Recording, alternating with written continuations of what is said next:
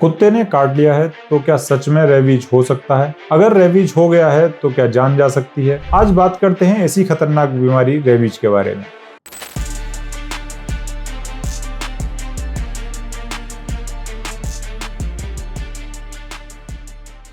सबसे पहले बात करते हैं रेबीज होता क्या है। रेबीज एक वायरल इन्फेक्शन है जो ज्यादातर इन्फेक्टेड जानवरों के काटने से होता है। ये वायरस नर्वस सिस्टम को अफेक्ट करता है और अगर टाइम पर इसका ट्रीटमेंट ना हो तो समझिए 100% मौत। ये वायरस कैसे फैलता है इस पर भी चर्चा करते हैं। जब कोई रेबीज से इन्फेक्टेड जानवर जैसे कि कुत्ता, बिल्ली, बंदर, चमगादड़ किसी भी इंसान को काट लेता है या उसके जख्म पर सलाइवा छूट जाता है या फिर लग जाता है तो उससे आपको रेबीज हो सकता है। रेबीज के क्या सिम्टम्स होते हैं? शुरू में इसके कोई सिम्टम्स आपको नहीं दिखाई देंगे, लेकिन काफ़ी जर्नल से सिम्टम्स दिखाई देंगे जैसे कि बुखार, सर दर्द आदि। जब ये पैनिक होगा तो इसमें आपको एंजाइटी होना स्टार्ट होगी, आपको पानी से डर लगना स्टार्ट हो जाएगा, साथ में आपको गुस्सा भी आ सकता है और आप अपनी बॉडी से कंट्रोल पूरे तरीके से खो देते हैं। आखिर में आपको कोमा या डेथ समझिए पक्का। 100% इसमें कोई बचने का आपका चांस ही नहीं है अगर आपके नर्वस सिस्टम में ये वायरस चला गया तो। कितने दिन बाद सिम्टम्स आते हैं इस पर भी बात करते हैं। तो रेबीज में आपका जो इंक्यूबेशन पीरियड है वो 1 हफ्ते से लेकर 3 महीने तक का हो सकता है, इसलिए ही समय पर इसको पहचान कर आप पोस्ट एक्सपोजर डोजेज ले सकते हैं। रेबीज का कोई इलाज है इस पर भी बात करते हैं। सिम्टम्स आने के बाद इसका कोई इलाज नहीं है, लेकिन अगर कुत्ते, बिल्ली आदि का अगर एक्सपोजर हुआ है तो आप पोस्ट एक्सपोजर डोज 24 घंटे के अंदर आपको लेना चाहिए, जिससे आपकी जान बच सकती है। अभी अगर मान लीजिए किसी भी तरीके से आपको कुत्ता, बिल्ली का एक्सपोजर होता है तो आपको सबसे पहले उस जख्म को 10 से 15 मिनट तक साबुन से लगातार धोना है और सीधे ही 24 घंटे के अंदर या फिर तुरंत अपने डॉक्टर के पास तक पहुंच जाना है।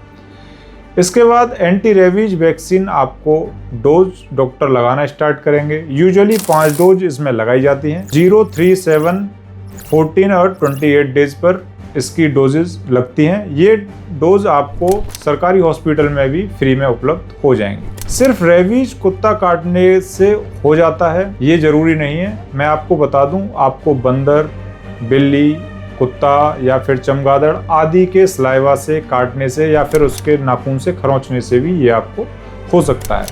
अभी बात करते हैं अगर नाखून लग जाता है तो आपको रेबीज क्यों हो जाता है। देखिए, अगर कोई भी जानवर जैसे कि कुत्ता, बिल्ली की अगर हम बात करें तो आपने उनको अपने नाखूनों को चाटते हुए देखा होगा और वायरस एक बहुत ही छोटा विषाणु होता है जो आपकी बॉडी के अंदर आराम से एंटर कर सकता है। तो इसलिए आप ध्यान रखें कि अगर आपको गलती से भी पंजा भी मार दिया है और अपना नाखून भी उसने अगर आपको मार दिया और आपको ब्लड आ गया है तो हो सकता है कि उससे भी आपको रेबीज फैलने के चांस बढ़ जाएं।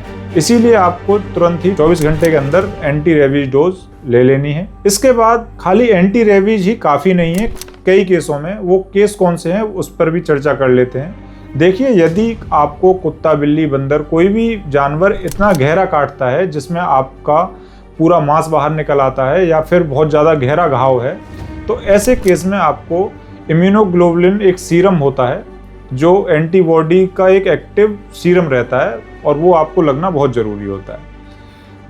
और उस सीरम को आपके उस घाव के जहाँ पर आपको कुत्ता या बिल्ली वगैरह ने काटा है उसके ओर पास लगाकर वहीं के वहीं एंटीबॉडी रेबीज वायरस को किल करने का काम करते हैं। तो ये भी आपको लगवाना बहुत ज़रूरी होता है। तो ये मैं उन सभी से कहूँगा, ये जनरल नॉलेज के लिए बहुत ज़रूरी है। कभी कभी लोग क्या करते हैं कि अगर आपको किसी कुत्ते वगैरह ने काट लिया है और ज़्यादा काट लिया है तो आप सिर्फ रेबीज इंजेक्शन लगवा कर घर पहुँचते हैं। ऐसा ना करें, आपको इसमें इम्यूनोग्लोबुलिन इंजेक्शन की भी बहुत ज़्यादा ज़रूरत पड़ने वाली है, क्योंकि 50% ही वर्क करता है ऐसे केस में आपका एंटी रेबीज वैक्सीन, लेकिन एंटी रेबीज सीरम आपका 100% वर्क करेगा। अभी बात करते हैं कि अगर रेबीज से आपको बचाव करना है, आपको बचना है कि आपको कभी रेबीज ना हो, तो आप कैसे बचाव कर सकते हैं। तो आप समझिए, आपके आसपास मोहल्ले पड़ोस में जो भी आवारा जानवर हैं आप उनसे थोड़ा सा डिस्टेंस बनाए रखें। अपने पेट को रेगुलर वैक्सीनेशन कराते रहें, लेकिन ध्यान रखें कि अगर आपका पेट भी कभी आपको काट लेता है तो आप ये ना सोचें कि अभी मुझे कोई एंटी रेबीज वैक्सीन लेने की ज़रूरत नहीं है। आपको भी फिर anti rabies vaccine time to time और पूरी डोजेज में लगवाना है, क्योंकि रिस्क लेना इसमें समझदारी नहीं है। इसके साथ साथ यदि आपको कोई भी समस्या ऐसी है जो आपको एंटी रेबीज से रिलेटेड समझ में ना आई हो, कोई आपका सवाल रह गया हो, तो आप हमें कमेंट में लिख सकते हैं। हम आपको बेहतर जानकारी देने की कोशिश कमेंट में ही या फिर किसी नई वीडियो के माध्यम से करेंगे। धन्यवाद।